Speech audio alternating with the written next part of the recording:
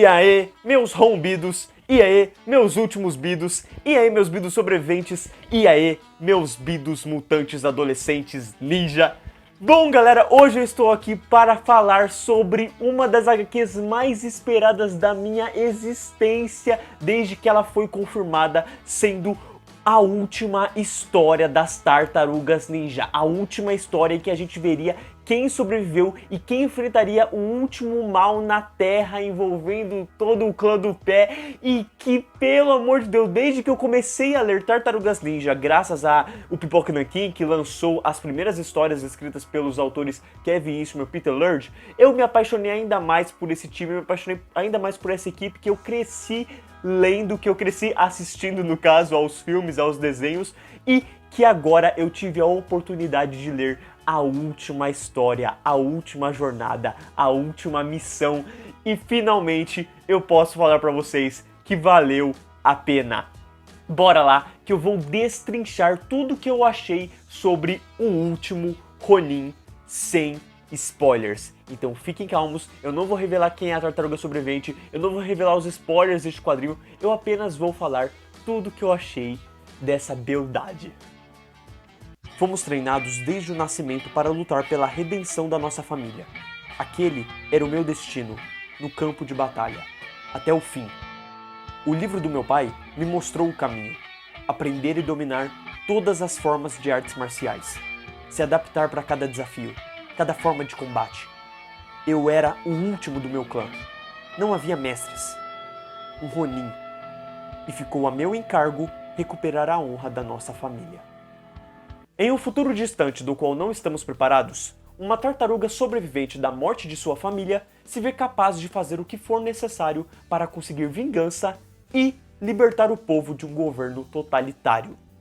A partir disso, durante 5 longas edições em uma minissérie de arco fechado que não faz questão de você ter lido algo anterior para consumi-la, acompanhamos o único irmão que escapou ansiando por vingança, conversando com os mortos, fazendo aliados e relembrando por edição uma memória do passado. A trama então consegue caminhar de forma muito dinâmica entre presente e passado, com poucas explicações de em que momentos estamos, mas sabendo quando contar algo que estamos bem curiosos em saber, que é: o que houve com as Tartarugas Ninja?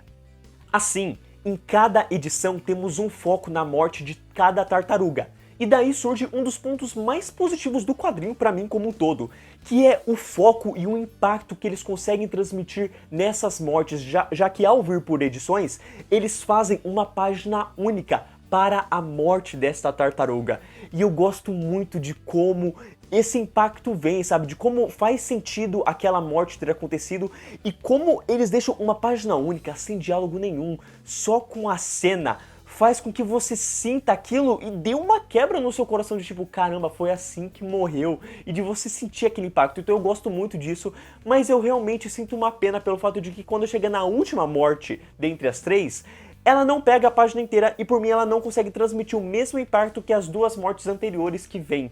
Então é uma pena pra mim, eu gostaria que as 3 tivessem o mesmo impacto, mas a última não me soou o mesmo impacto. Eu entendo o que eles querem fazer ali por parte da história, dos quadros, de como estavam sendo feitos, mas como as outras 2 primeiras mortes pegaram uma página inteira, vem a última e não pega a última página inteira e, sei lá, a forma como ela vem não me encaixou tanto, não foi tão legal pra mim pra sentir ela como as outras 2, mas eu compreendo a maneira que ela veio. De resto, eu tenho que dizer que essa é uma história para um fã das Tartarugas Ninja, sabe? É uma história que vai agradar o fã, principalmente na resolução do fator de quem é a tartaruga sobrevivente. Logicamente eu não vou dar esse spoiler pra vocês, mas eu gosto muito da surpresa que vem por parte disso.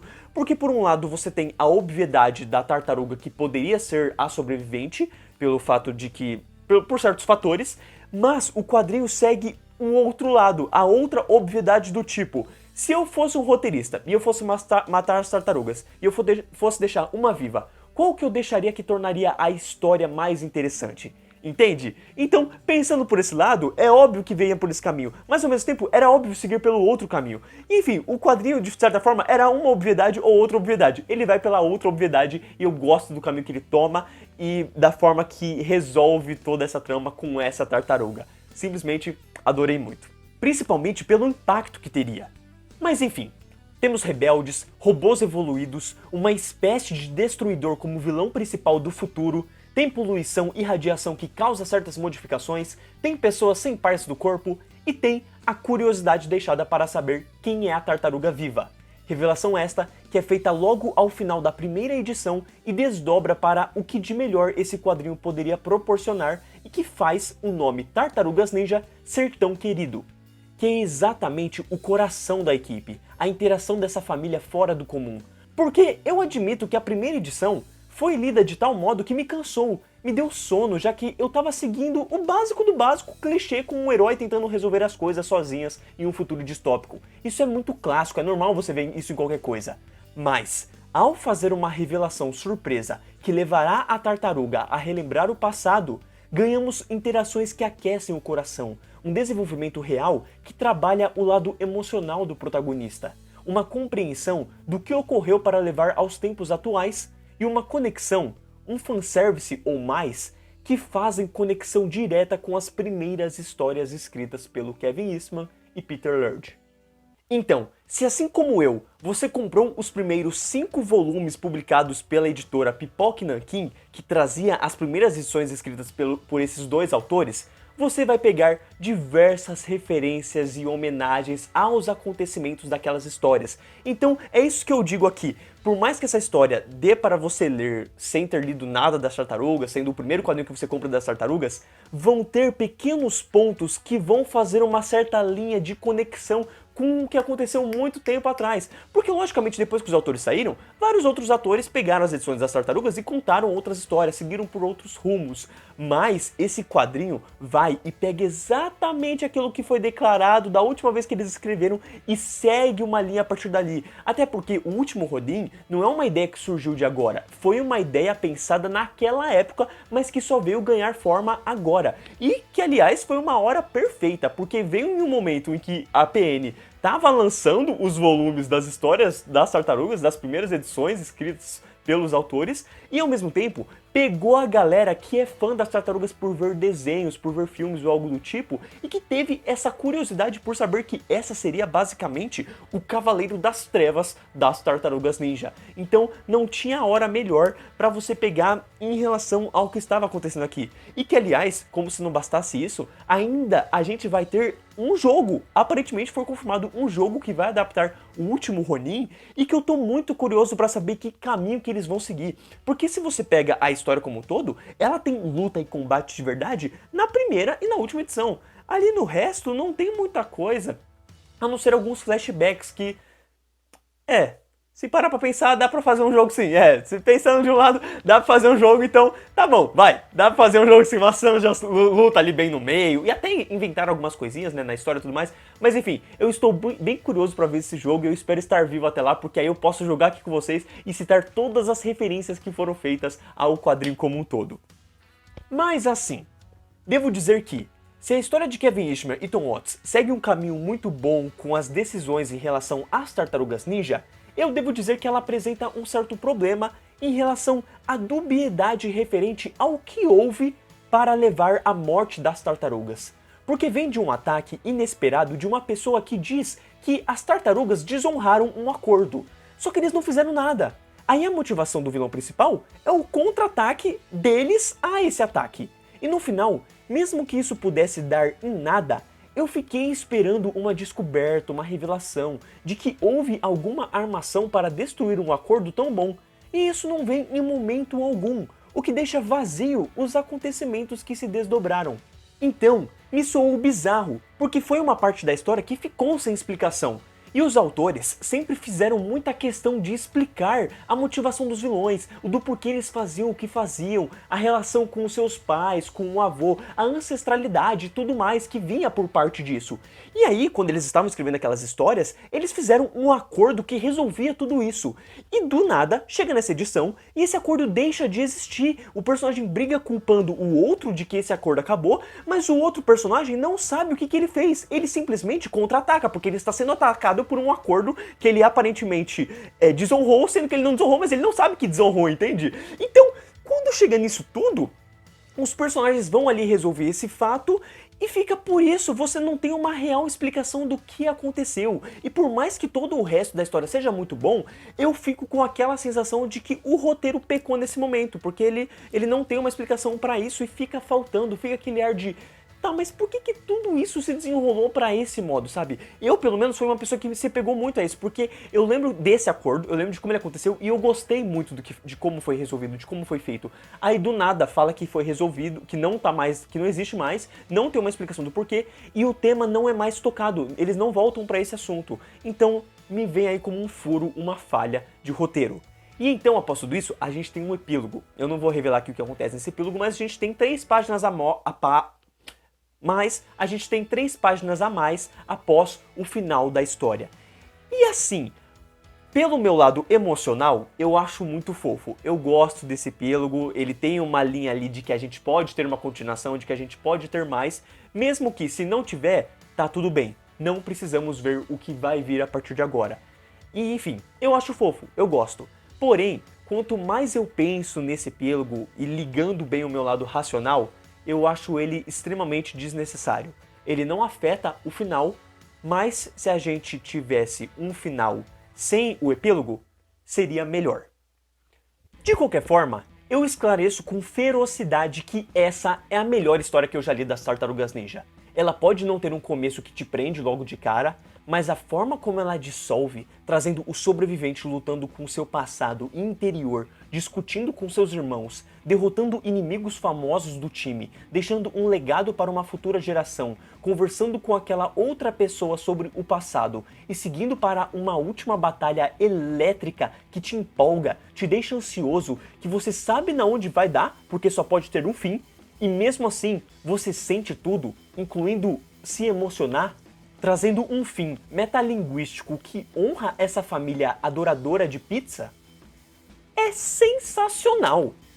Principalmente se você criou esse laço lendo os quadrinhos das tartarugas, ou até mesmo assistindo aos filmes e desenhos, a relação que você estabeleceu com as tartarugas, o Splinter, a April e o Casey, é bem provável que ao final você esteja com os olhos cheios de lágrimas, totalmente comovido e emocionado como eu estava ao terminar esse quadrinho. Foi um dos poucos quadrinhos que realmente conseguiu me comover ao final, de sentir que está dando ao Deus e ao mesmo tempo de que eu vi um final belo para aqueles personagens, um final que honrou esses personagens. Para vocês terem uma ideia, eu comparo esse final com o final do quadrinho O Homem-Aranha História de Vida, principalmente ali em relação às últimas páginas, eu acho simplesmente perfeito. E algo quase tão perfeito quanto este final é a arte deste quadrinho como um todo. Ela se divide entre Esau e Isaac Scorza, Dan Bishop e o próprio Kevin Eastman. Essa divisão não me esclarece bem quem fez o que, mas isso não importa porque eu reconheço quando é o criador Kevin e porque todas as artes estão boas a seu próprio modo. A maior ilustração do quadrinho, que viaja pelo presente da tartaruga sobrevivente, é muito bem desenhada, coreografada nas cenas de ação. Consegue criar uma aura muito boa para a sensação que quer transmitir e traz expressões bem desenhadas para os seus personagens. Gosto muito da forma que consegue passar essa ideia de futuro distópico na vestimenta dos personagens e na maneira de desenhar os prédios, me relembrando bastante aqueles episódios soltos de séries animadas quando os personagens viajavam para o futuro. Além de trabalhar muito bem com o visual dos personagens para não identificarmos quem sobreviveu e nem os fantasmas do passado. Sobre a arte do passado, dos flashbacks, eu realmente acho ela fantástica. Ela me transmite a sensação de viajar para uma época onde os tempos eram melhores, com um desenho que me remete às animações que eu cresci assistindo. Sem contar o fato de que é uma ilustração que realça os olhos mesmo. Não tem aquele aspecto de época ruim, futurística, com personagens mais rabiscados, machucados e menos saturados. Por fim, mesmo não estando mais no seu auge, gosto muito da participação que Kevin Eastman teve desenhando aqui. Principalmente por estar em preto e branco e remeter às origens de quando esse universo foi criado pelo autor e o seu parceiro Peter. Então, até quando eu olhava a arte e não entendia o que via, eu esboçava um sorriso por me lembrar a sensação de quando eu li as primeiras histórias do time. Sobre o encadernado como um todo, é perfeito. Quando se trata dessa qualidade de capa, de páginas e de extras, Dificilmente essa editora erra como um todo, né? Erra em trazer algo que faça valer a pena o preço que a gente paga. E aqui não foi diferente. A gente tem um prefácio muito lindo de uma família que foi modificada graças à criação das Tartarugas Ninja, o que é simplesmente uma ótima forma de você começar esse quadrinho pensando na importância delas. Depois, a gente tem basicamente várias artes alternativas, várias capas alternativas para essas histórias, para essas edições, mas eu só vou mostrar essas duas porque algumas outras capas revelam as tartarugas que morreram como um todo, né? E ao final, eu não sei se eu posso mostrar porque eu acho que está conectado com a última página, mas enfim, não posso mostrar, gente, eu teria que botar a mão por cima. Temos um pós-fácil aqui do próprio Kevin Eastman como um todo, sabe, deixando uma declaração linda demais e praticamente dando um ponto final em algo que ele já tinha tido uma ideia há muito tempo atrás, né? Ele finalmente teve essa conclusão em relação às tartarugas, a criação dele e a esses personagens, e ele fecha aqui finalmente e ele deixa uma mensagem muito bonita em relação a tudo isso. Simplesmente emociona. Principalmente para quem leu todos aqueles extras que tinham nos quadrinhos das tartarugas que a PN lançou, né? Em que a gente tinha os comentários do Kevin e do Peter sobre tudo, né? Sobre a criação, sobre o editorial, sobre os problemas que eles passaram para criar aquilo, ou que eles estavam passando em relação ao relacionamento. É muito legal ver a última declaração do Kevin Eastman, sabe? O que ele deixa, e principalmente quando ele cita o Jack Kirby e o Frank Miller. Nossa senhora, emociona muito de verdade, é muito, muito bonito, sabe? Deixa esse sorrisão aqui no meu rosto. Mas infelizmente esse encadernado não é perfeito e ele traz sim alguns erros. Eu realmente não esperava isso da PN, mas alguns erros vieram e eu vou ter que declarar aqui. Na segunda página da primeira edição, com Oroku Hiroto, no sexto balão, há um leve risco azul. Na página 5 da segunda edição, há leves riscos no segundo balão do terceiro quadro. Durante a segunda edição, é possível notar algum gafe da impressora, já que os diálogos ficaram mais borrados por páginas. Na terceira edição, quando o esgoto é invadido e Casey aparece, há um risco estranho no primeiro balão e um erro de gráfica entre os balões do quarto e quinto quadro. Na edição 4, após a tartaruga falar do passado, há um péssimo erro de gramática onde diz "para que a gente tinha sido criado", quando deveria ser "pelo qual fomos ou havíamos sido criados". Ainda na quarta edição, na página que uma certa mulher instrui sobre a missão, o último balão do último quadro apresenta uma leve mancha. De resto, o último Ronin é um gratificante final que apresenta a mesma brutalidade, ferocidade, energia e coração que se encontra nos primeiros quadrinhos das Tartarugas Ninja. Os acontecimentos são pesados, as mortes são cruas e uma trama curiosa é bem desenvolvida de tal forma que se amarre lindamente ao chegar em sua conclusão. Uma conclusão cheia de ação, mas também muita comoção pela ideia de estarmos dando adeus para as melhores tartarugas que já existiram. Mesmo que possa não ser um adeus definitivo, para mim é.